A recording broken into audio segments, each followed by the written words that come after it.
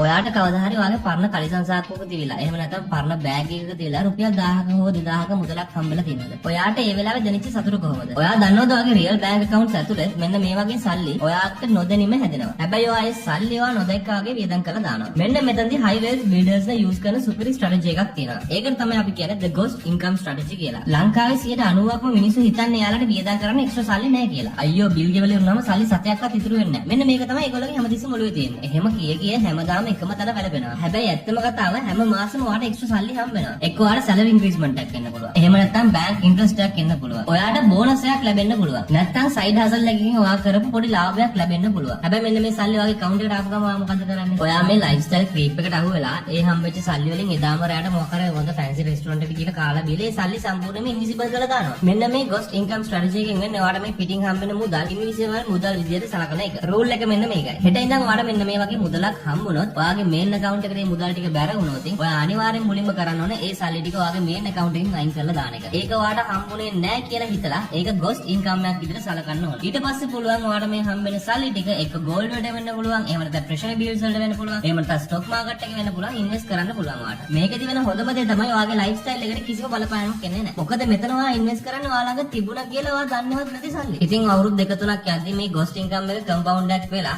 ඔයා දන්නේම නැතුව රුපියල් මිලියන ගානක asset එකක් බවට උනත් පත් වෙන්න පුළුවන්. ඒ නිසා දැන්වත් සල්ලි නැහැ කියලා බොරුවට හිතින් මවා ගන්න එක නතර කරන්න.